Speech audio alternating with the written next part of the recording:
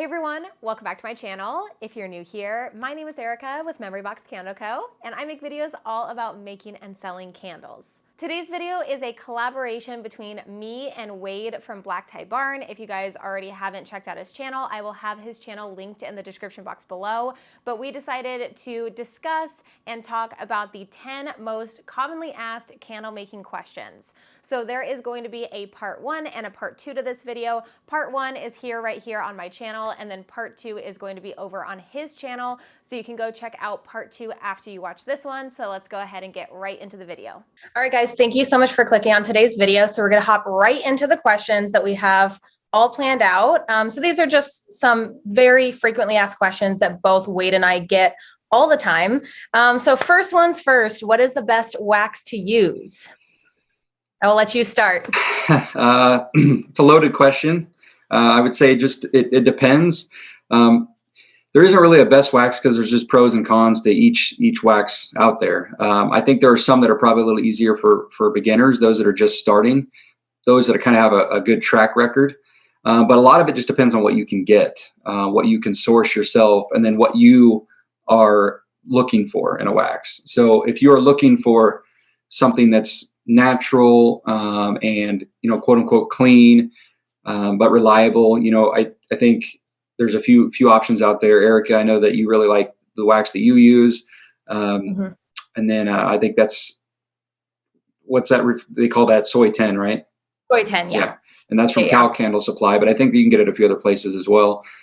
I have always liked a couple other waxes. IGI 6006 is a good wax for a lot of people to start with because there's so much information out there about it. It's also got great hot throw, great visuals. It can be a little tricky sometimes, like any wax, to wick and deal with certain issues, but it's a really good wax to start with. And then the other one that I like personally, especially for beginners, is Pro Blend 600 from Flaming Candle Company. Just because it's a parasoy, about 50-50. It's got good hot throw, but it's also very easy to work with. It's single pour. It's got great kind of qualities all across the board. I would say if it had a higher melt point and maybe worked with 100% of oils out there, it'd be a perfect wax, but there is no perfect wax. So I don't know. That's my thoughts. What do you think? Yeah, no, I feel like this question it's hard because there is no right answer and you could never give the right answer to everybody. There is no, okay, work with this wax and it's fine. I know a lot of people do choose to use soy 10 because I use it in my videos. But there are so many different things that you have to weigh out when it comes to picking waxes. First of all, you definitely do have to determine what kind of wax in terms of, do you want to use soy, paraffin, coconut? Do you want kind of a blend of each? Do you want to make your own blend? There's so much that goes into it. And also, what's the proximity of the wax to you? How much is it going to cost for you to get that wax?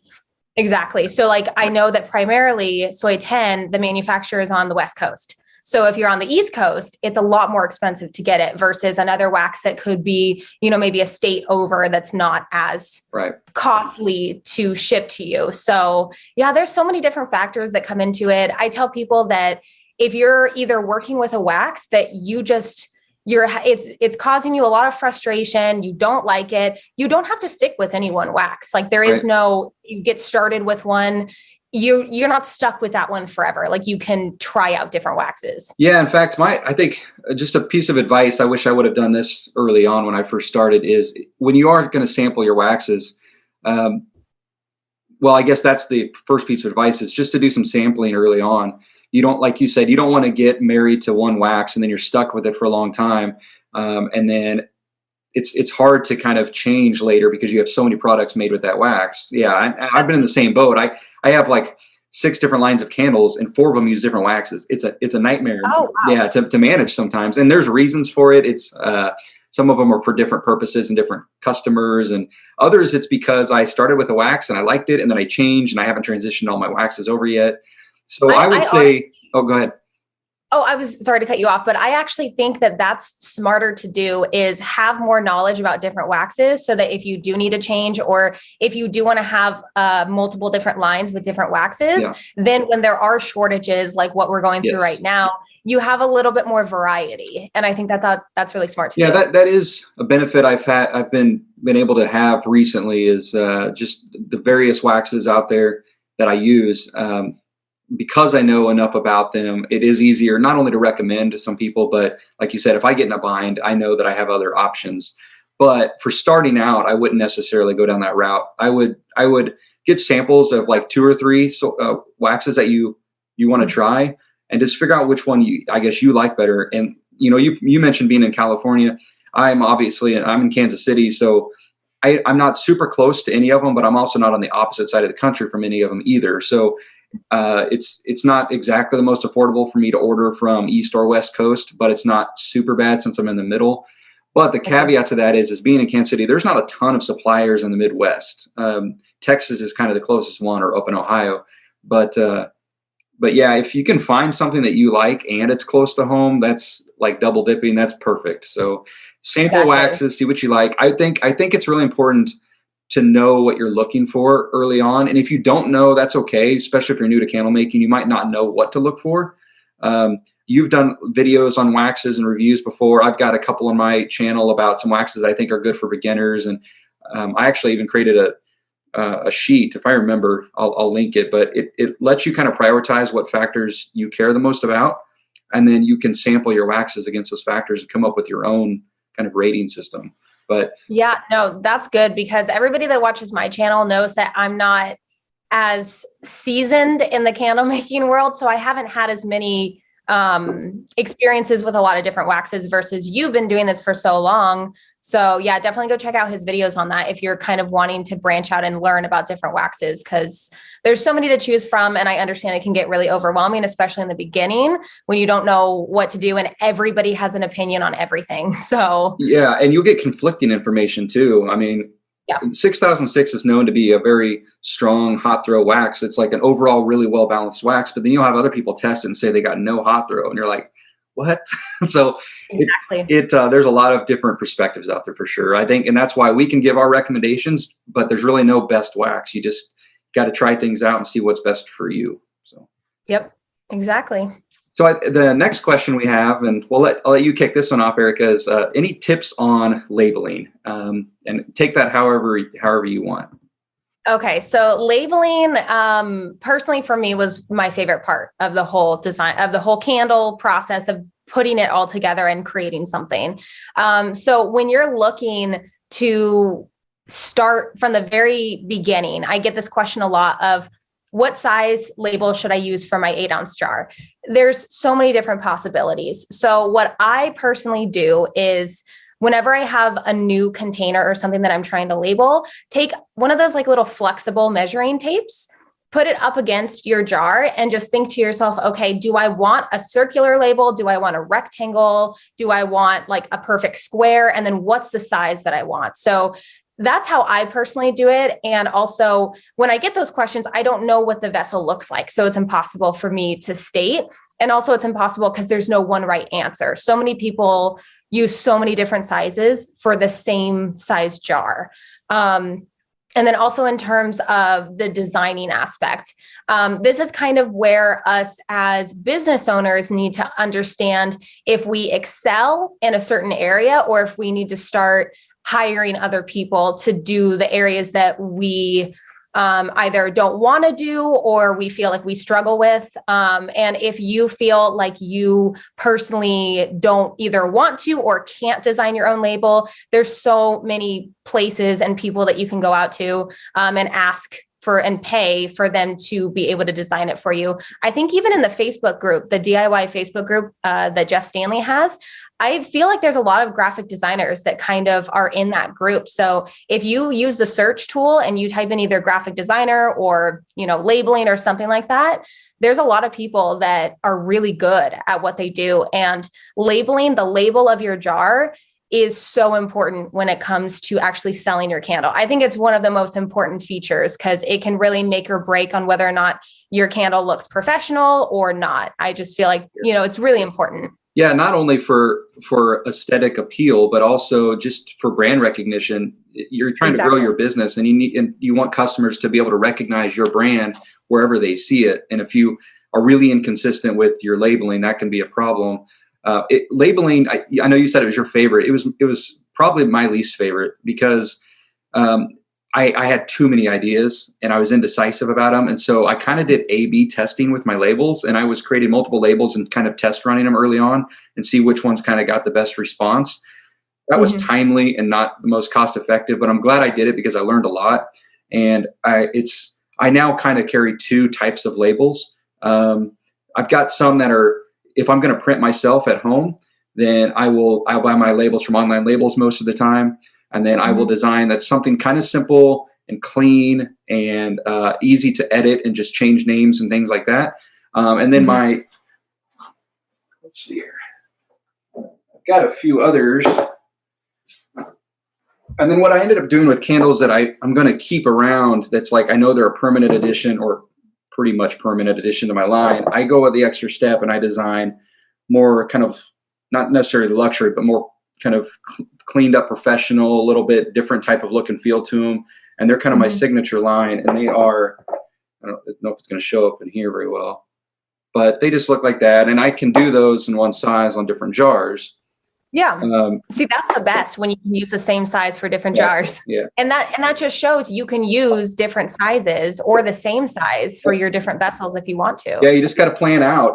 It's not going to necessarily work for all my jars, but for my main jars, that size works.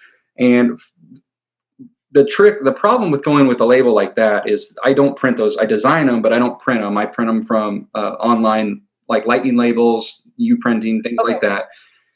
Which is a great option because if you're going to use a lot of labels, you can buy them in bulk and they cost pennies. They cost next to nothing, but you've got to be buying 5,000 labels at a time, 10,000 labels at a time. And the reason that becomes a problem is if you add new scents to your line, you can't just go buy another roll of labels. These come on rolls and it's not cost effective to do that. So I will print my own at home first. And then once I know that they're going to be sticking around for a while, then the next time I order those fancy rolls, I'll include those. But that's a really good point because I was actually going to ask if you get yours professionally printed or if you print them yourself. Yeah, just both. It depends. These ones professionally printed because they kind of have a metallic sheen. It's kind of hard to see, but that's cool. Yeah, those I don't print myself. That much printing that much black ink would cost a fortune too. And I get so many people asking me, how do you print black labels? And I've never done that before. So I don't know if it's really just you design it and then you just print out and it's just a ton of black ink. Oh, that would cost a fortune. Yeah, mine are, if I'm going to print them on home, it's mostly white with some text and, make them look, you can still do really, really nice stuff that way. In fact, I'd still say that's half of my labels. But like I said, if I can go the extra mile later, I have them professionally done. I just like the look of them, but it also locks you in. You can't really be tweaking and changing those a lot. So there's pros and cons to both because when you get it professionally printed, you can have a very professional label and you know that it's going to be that very professional look. And sometimes it is cheaper because if you order in bulk like that, it can be really cheap. When you're printing it yourself too, I mean, if you're ordering the labels from Online Labels and you're ordering a ton, it can be pretty cheap too. Oh yeah. But then you also have to include your ink and stuff, which I don't even know how to calculate that, to be honest. So I don't. It's tough. I really don't even bother with it. That's why I think keep your labels simple early on, especially when you're starting off. You don't want to do anything too elegant because it's just going to cost you too much money and ink and supplies. And stick with something simple. You can always do more later, but you don't want labeling to be like the death of you early on. You don't want to stress you out. So. Now, are you using an inkjet or a laser printer at home? Both. I was mostly using inkjet early on just because you can get some more vivid, crisp looking photos. But that's if you have kind of graphics and other elements. I've recently more been relying on my LaserJet because I already use that for other things as well. And for basic labels that are just kind of, white or light colored with mostly text, the laser works great. But just make sure you buy the label, you're using the right label with the right printer more than anything. Exactly. Yeah. And because I started off with an inkjet printer. And so I kind of have a little bit of knowledge of both of them and pros and cons. I do like my HP LaserJet printer more. And I think it's because it's just a cooler printer. Like just everything else that I can do with it is so cool. But in terms of the actual label making, it's lightning fast. I don't have nearly as many alignment issues. As we know, alignment is probably one of the most stressful things about labeling. And I was actually thinking, I was going to say, oh, maybe I'll make a video on that, but I'll take that note in my head. But in terms of that, I noticed on my inkjet printer that I had more issues with alignment than I do on my laser printer, but the colors were a lot crisper and brighter on my inkjet than they are on my laser printer. But it's not to the point where I don't like my labels. I still think they look really nice. But yeah, there's just pros and cons to both. There are. Just like we were talking about the waxes, you just got to test and see which one you like better.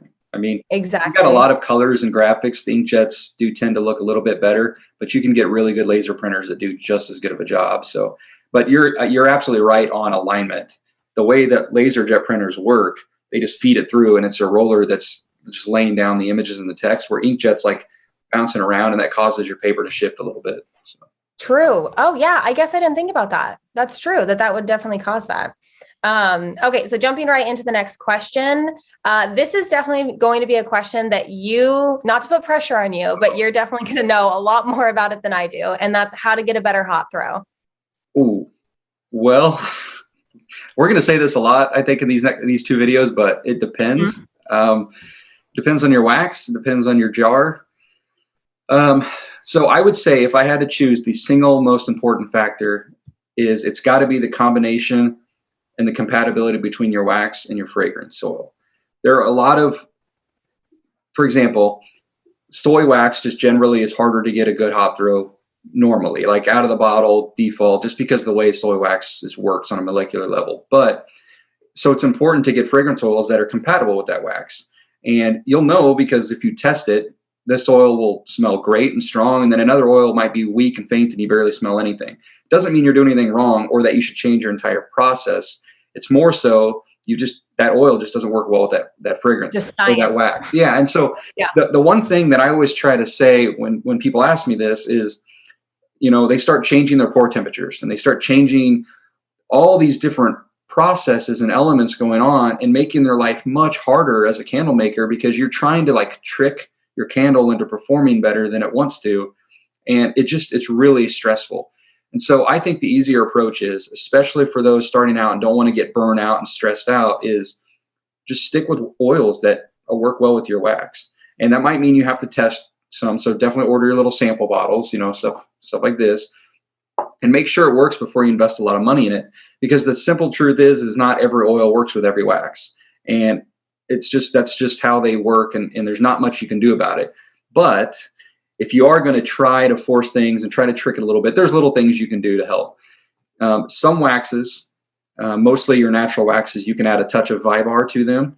And I wouldn't add more than 3 grams per pound of wax, but that allows you to, it allows you to add more fragrance, but that's usually not the solution. The reason that Vibar can help is it distributes. Vibar is a universal distributor. So it takes whatever you put in your wax and makes it more evenly distributed throughout the wax. That's dye, that's fragrance oil, everything. And so a lot of candles will start off strong and then kind of get weaker as the candle burns, or vice versa. Vibar will help kind of spread out the oil evenly. So sometimes you get a more consistent long burn or scent throw. Other than that, I really think it's about the compatibility of the oils in your wax. Make sure it's thoroughly mixed in, and then proper wicking. We could talk months straight about wicking, so I don't want to do that in this video. You got video. Yeah. We both have like an all about wicks video. We talk about testing, but fragrance oil, wicking, testing kind of goes down to that. It's tough. And I think that what's hard, and actually you made a comment that I was unfamiliar with, that not all oils will work with all waxes. I didn't even think about that. And that kind of goes back to me not experiencing enough different waxes. Because when I tell people for like the testing process, I typically will tell them, don't try to test with, I know it's exciting. I know the most exciting part about candle making. And I did this like I ordered probably like 30, 40 different samples because you're just so excited about all the different scents. And I would, not to say that you can't do that. I think it's totally fine if you do that. But when you're actually testing, don't test with so many different scents and you have like 7 different scents and you're trying to test different wicks, it's going to throw everything off. So it's better to change one variable at a time. Oh, so 100%. The scientific just method. one variable at a time, and then you can kind of rule out what is causing that. Okay, it could be the oil, it could be the wick size, it could be a bunch of different things. It could be the temperature, which we're going to get into next, but it could be so many different factors. So there is no one solution, and I think that's the most frustrating part of the whole thing, is that nobody can tell you what it is. You just kind of have to experiment with it.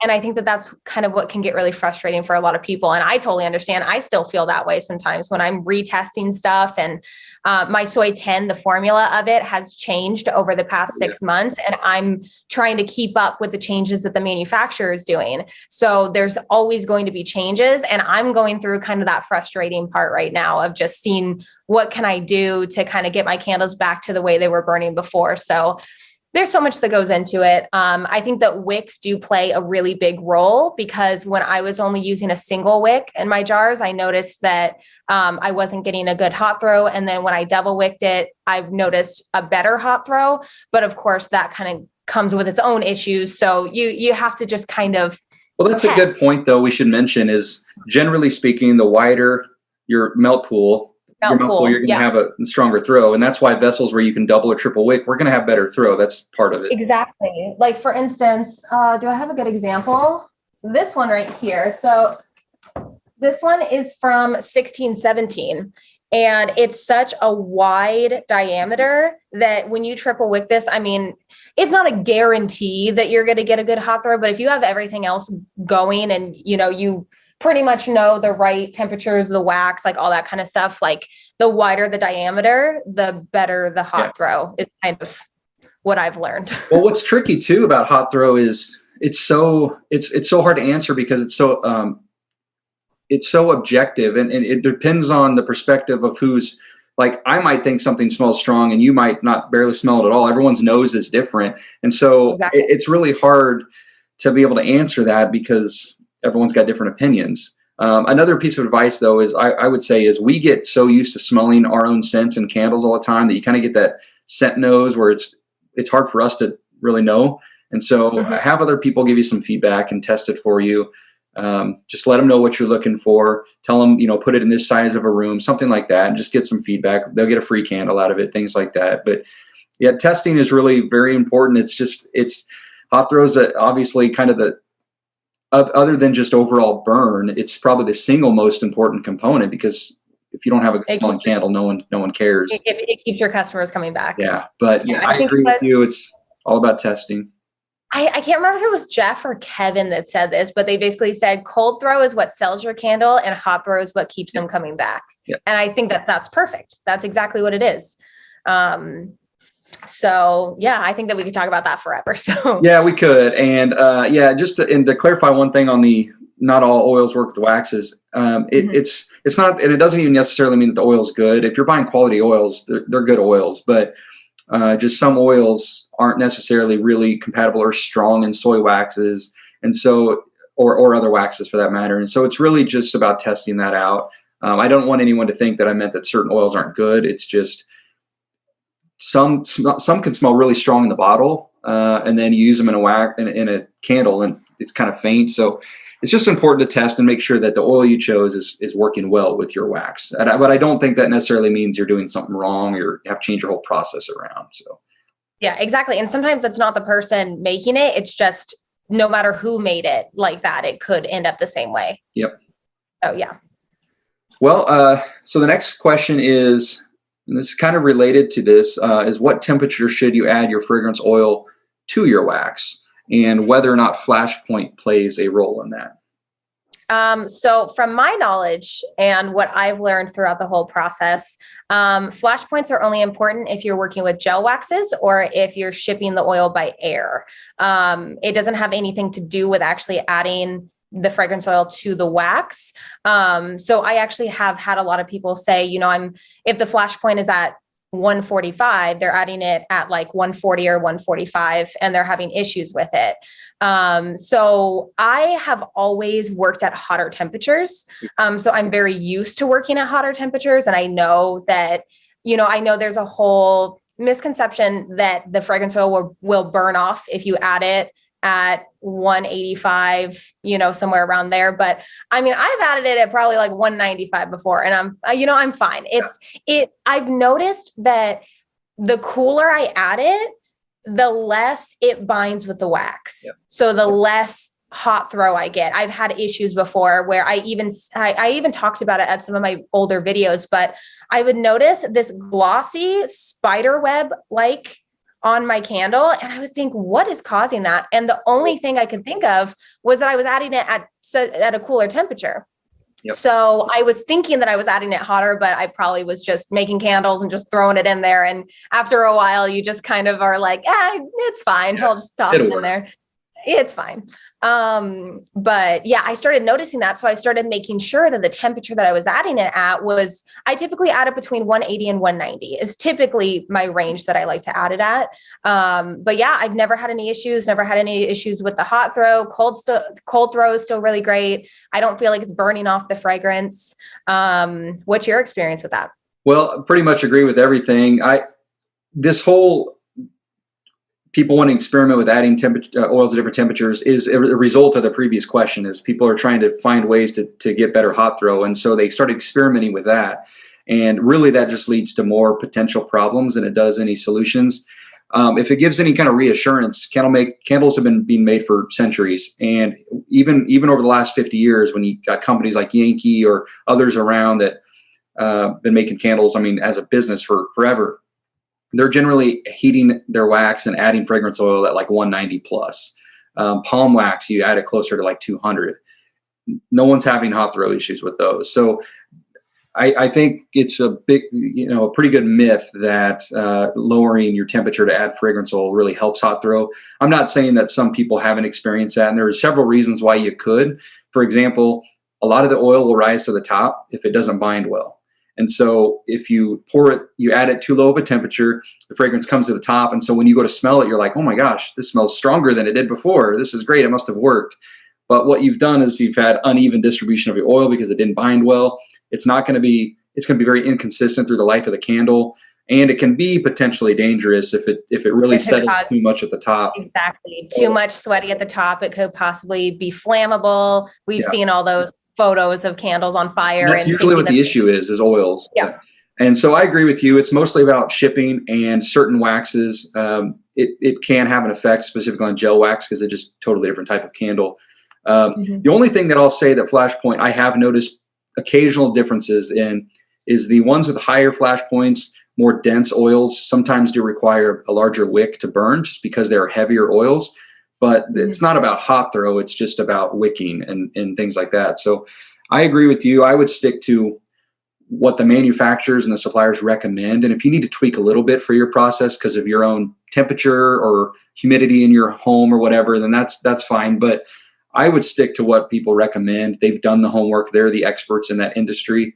I feel like trying to manipulate things too much not only just makes things more complicated, but there's also no actual proof out there that it helps. So true. Yeah. I remember in the beginning I tried the Alex method with my wax in the beginning. That was a disaster.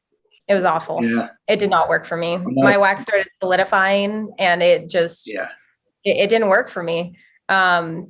Maybe it would work with other waxes though. I've heard that people use that method for 464 all the time. People have their specific methods that they do that work for them. And honestly, if you find something that works, it's not like we're saying don't do that because it's wrong. It's kind of, if you found what works for you, then that's all that matters, really. That's exactly the point. Yeah. There are situations where different ways of doing things will work. And we're just kind of talking generally speaking, what we recommend for most scenarios, most situations, because most waxes, the Alex method and low temp method is not going to work. You can't even do it. Some waxes, as soon as you try to do that, the wax is too hard. It's just not going to work. So be just cautious and just take everything into context or, consider all the variables if you're going to try something new. Yep. No, I agree. Okay. Now the last question is Etsy or your own website better? Now, this question is asked a lot. I did do kind of a Shopify or Etsy video. And of course, there's other platforms that you can have besides Shopify. But I know that Wade uses Shopify. I'm transitioning right now to my own Shopify store, but I have had an Etsy shop for almost a year now. So we can kind of speak on both different sides. So if you want to take your take on this, your opinion. Sure. Yeah. So we were talking right before we started the video. I initially started with an Etsy shop. When I first started my black type barn business, it was about 7 years ago now, and I started on Etsy. After long, I didn't like it very much. There were too many things that bothered me, so I ditched that and went to Shopify. The biggest difference is how traffic is driven to your site for shipping or for shopping. But once you kind of get a foothold and you've got some online presence established, having your own website, I feel like just is superior once over time. Eventually it gets to that point. It might be easier to start on Etsy for sure, though. It helps kind of get you some organic traffic a little quicker. But if you're advertising and posting, you're on Instagram and Facebook or anything like that, you can bridge that gap pretty quick. But I personally like Shopify. It's simple, but yet robust. You can do a lot. You can do as much with it as you want to do with it. My advice, if anyone's going to do Shopify, is to keep it simple early on, because it can get overwhelming. There's so much you can do. But if you start with the free templates, start with basic products and collections, and just, I plan on doing a Shopify video later. I'm sure you do as well. So we'll cover those things. And what's nice about us doing videos is we're going to get different perspectives. We're going to set things up in a different way. So you get to see hopefully two different ways of doing things, but how to build two different stores. But yeah, I would keep it simple. I prefer Shopify. I prefer my own website. Like you mentioned, there's others like Wix, Squarespace. I personally just don't like those as much as Shopify. In my experience, some of them couldn't do as much, or I just didn't like. Did you try them before in the past? Yeah, but I didn't go too far into them, but I did sample them, and I just couldn't get far enough into it where I was already running up against walls, and I'm like, I'm back to Shopify. I like it better. Yeah. Shopify, it's affordable starting off. You can make it expensive by adding more and more things to it, but that's completely optional. So I like Shopify. Yeah. No, I think that I will probably have a very similar opinion as you do once I get my store going. However, as I talked about, I did a whole, Shopify versus Etsy video, and there's so many pros and cons to each of them. So it really just depends on how you're wanting to start out. And if you want to have that creative freedom of having your own website, and you want to be, you are okay with needing to drive 100% traffic to your website, because if you don't talk about it, nobody's going to know about it. Right. Versus Etsy, there are chances, especially with really good SEO, which is search engine optimization. So with your keywords, with your tags, even with your description, what you write in the description. So there's so much that goes into it even on your own website, SEO is important too. So SEO is important on both. But if you're just starting out, I don't see an issue with wanting to do either. I don't see an issue if you want to start your own website. I know so many people that just did their own website, and they're doing really good right now, and other people that started out with Etsy and are doing really good. I personally decided to start with Etsy just because I felt like it was going to be easier for me to get started, and I didn't have to worry about the web design, the layout, all that kind of stuff. I just felt like it was so much easier to just put it on there. You just have your little banner, and that's all you need to do. But the one thing that's going to be important, no matter if you do your own site or your Etsy shop, is making sure that you have good product photos, product photography. That's going to be a necessity no matter what you start on. But there really is no better one to start on. I feel like I don't think Etsy should be the end of where you would stop with it. I think that everybody should have their own website, even if you kept both. I feel like it's really important to be able to lock in your domain and make sure that people are really seeing your brand, because to be honest, if you purchase something from Etsy, a lot of times people, if they ask, oh, where did you get that in real life? Where did you get that candle? Where did you get that bag or whatever it is that somebody made on Etsy? People will be like, oh, I just got it on a shop on Etsy, versus, oh, I got it from Black Tie Barn. They know the brand name. So that kind of starts to spread the word of mouth. And that's kind of where you really start to grow your brand, because that's really the biggest part about business, is making sure that you're growing your brand. As much as we all love sales, if you don't have a strong brand, but you're getting a lot of sales, it's almost better to have a stronger brand that you can grow slowly over time and really build upon, and people will start to really know that brand name. So yeah, I don't think there's a right or wrong. I think that people can start on either or. I'm very excited to get my own website. Yeah, very excited. It's the one of the drawbacks too about Etsy is, and like you said, there's pros and cons to both, but not every customer, not every shopper, someone interested in your product is on Etsy. And that's another drawback sometimes. And they just want to be able to go to your website and just order and not have to go to Etsy and log in and browse everything and find your store. But kind of the way that I've always summarized the difference between the two is, like, Etsy is, in my opinion, Etsy is better at getting you going and starting to your growth. But then once you have grown and you've gotten larger, personal website's much better. Yes. It seems more professional to shoppers. It's your own space. You control 100% of the branding, the market, everything about it, the look and the feel. It separates you from the slew of shops on Etsy. And you don't have your direct competition in the photo right next to yours. Yes, you customize it exactly like you want, but it does take more work. Now, what you could do, and I did this myself, is you could do both. I mean, you can have both and kind of see. Sometimes having two going at the same time will help feed each other with SEO as well. So you've got a larger presence if you got both, and then eventually you could cut off Etsy if you wanted, or whatever's working best for you. But it's more work to do that, obviously. So out of the gate, I agree with you. I think Etsy's like, I can just start. I don't have to worry about anything else but a couple little banners, a logo, and start adding products. And then as you get settled in, you can start working towards your own site. But long term, I like site as well. Yeah, same. And I'm really excited about that. Yeah, I bet. So yours is opening this month, correct? Yes. Is that the plan? Okay. So yeah, I'm planning to, I'm still waiting on some legal stuff that I'm wanting to implement onto my website first. So I don't want to rush him. Right. So I was getting really excited to be able to open the first week of March, but I realized it's okay to be a little patient and when it happens, it happens. Yeah. But yeah, I'm hoping sometime this month it'll be opening. Okay. So we're done with the questions on part 1 for my channel. However, I want to end this with just a little personal question for the both of us on like favorites and stuff. So for you personally, what is your all-time favorite fragrance oil scent you've ever worked with? Oh man. Or like top 3 if you can't choose one. Best selling or my favorite? Your personal favorite. Wow, that's going to be tough for me. I really like Oak Moss and Amber from Candle Science. I actually just mentioned it in a review that had nothing to do with that oil. It's like no one talks about it very much, and it doesn't get very much respect, but it's awesome. And I'm a little concerned because, well, I don't know if I am.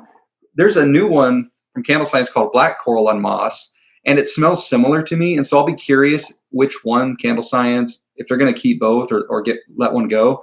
But I don't know if it's the oak moss smell or the amber, but something about that. I really, really like that one. I always have. I also like pretty much everything that's outdoorsy and woodsy, but I really like apple scents as well, like cider scents. Other than that,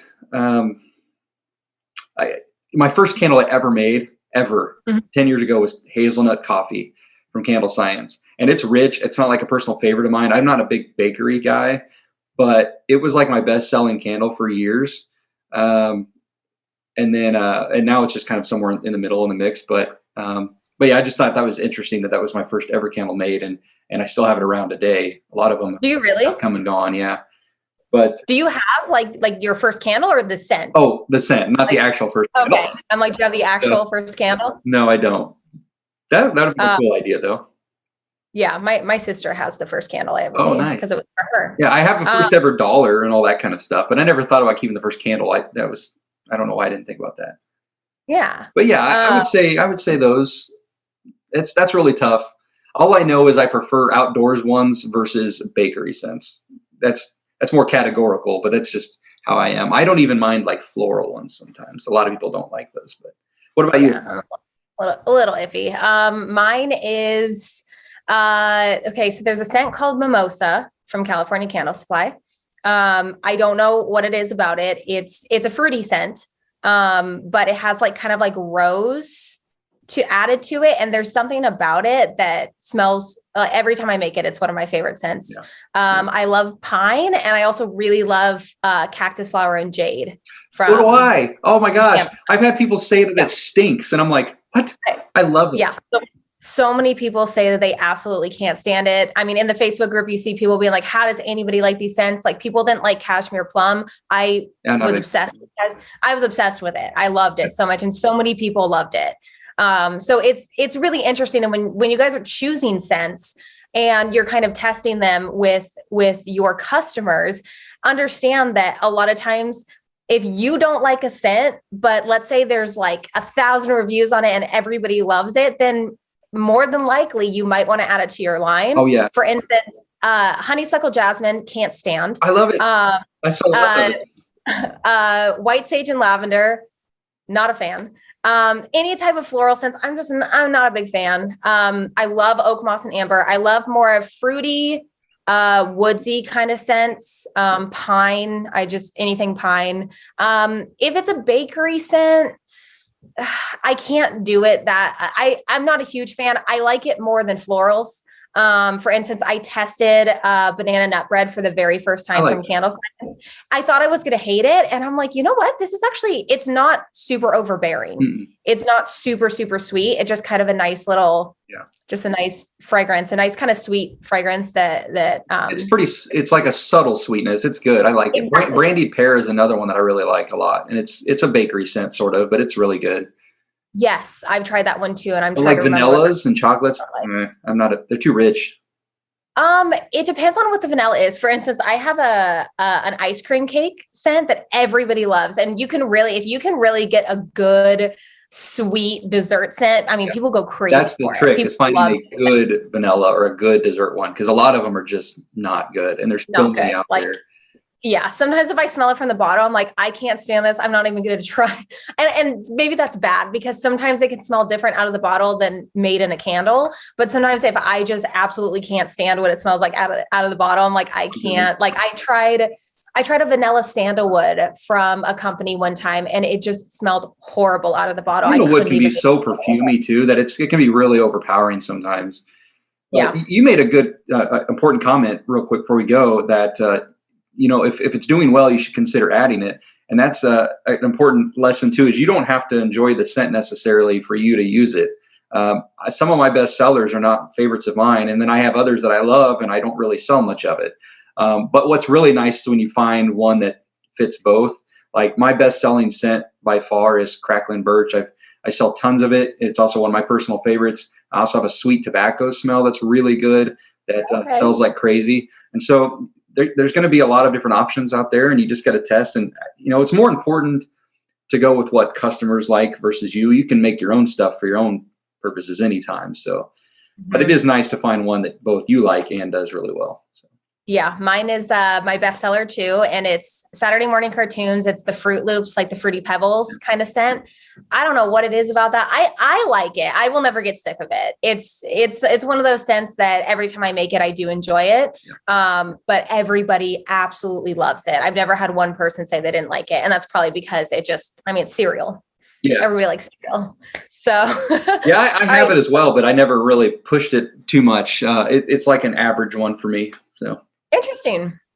Yeah. And that's interesting too, because it depends on every business will have a different bestseller, and it all depends on, I think, names of things are also something that people will gravitate towards or not. Like, I have all my different names that I name everything. So one name could kind of be like, I don't really want to try that one because I don't like the name, but they might like something else. So yeah, every business will have a different bestseller. So what sells for me, you might not sell for somebody else. Yep. 100%. Yep. Exactly.